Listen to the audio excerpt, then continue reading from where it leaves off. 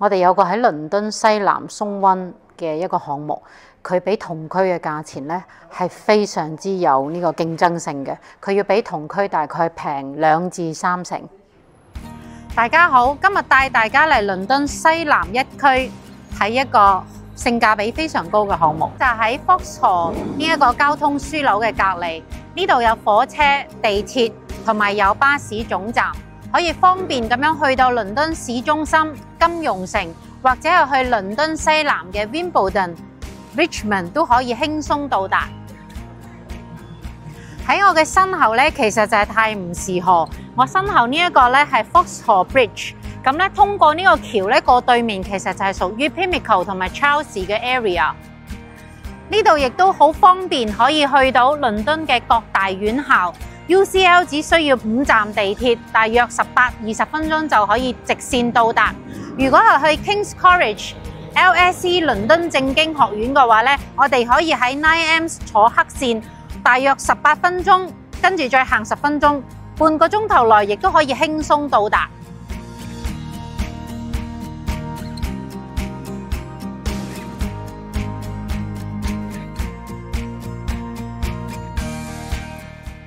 項目嘅隔離咧就係呢個 Vauxhall 公園，公園就係我哋項目嘅隔離。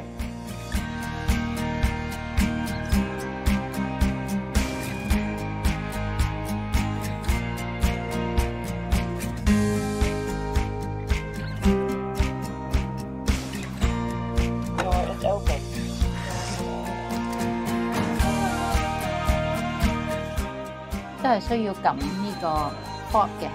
非常安全，2房 apartment。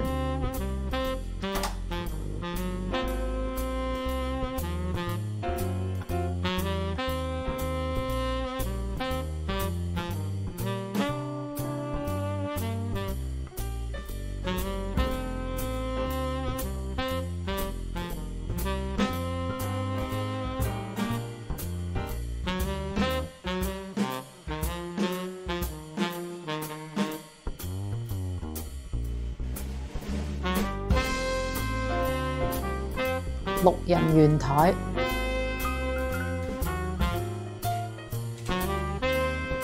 ，L-shaped 廚房，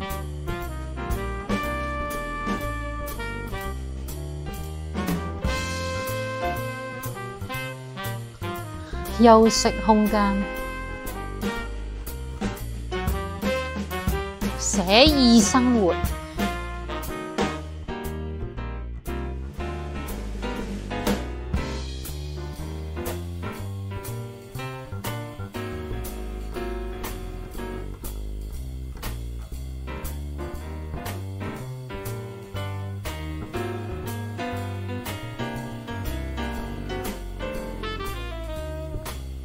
項目距離呢個泰晤士河畔只需要5分鐘嘅步行時間。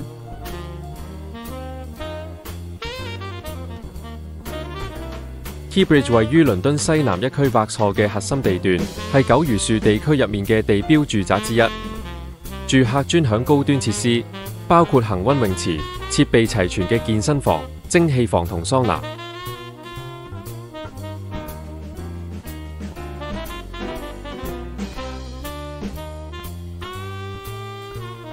一門大堂挑高設計，好有氣派，而且仲有24小時嘅禮賓服務，安全又貼心。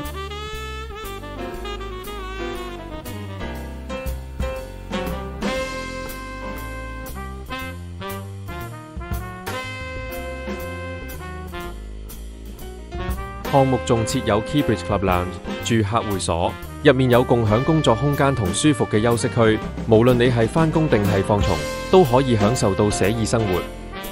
Keybridge 帶俾你倫敦河畔高品質生活嘅新體驗。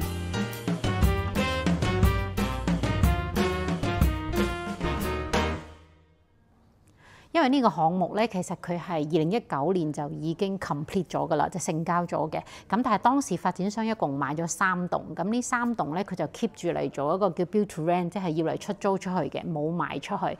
咁而家5年過咗去啦，發展商咧再重新將呢啲單位收翻嚟，跟住咧再重新翻新咁樣賣翻出去。所以佢其實係可以講都係一個 new home 嚟嘅，因為佢已經重新翻新過，而且佢仲有一啲 new home warranty 啦。咁呢一個樓盤咧就係講話佢個價錢咧就性價比非常高，因為佢個價錢係比起同區嘅新樓，同一個地段嘅新樓係平大概2成到3成。就算佢同當區嘅一啲我哋講二手嘅單位比，佢都係要比佢平 around 大概10%。但係唔好記得就係我哋仲要係重新翻新過喎。咁其他嗰啲二手咧，佢係唔會幫你翻新噶嘛。咁我哋係仲要重新翻新過再賣俾你。所以咧呢一個嚟講咧，對於買家嚟講亦都有呢個保障。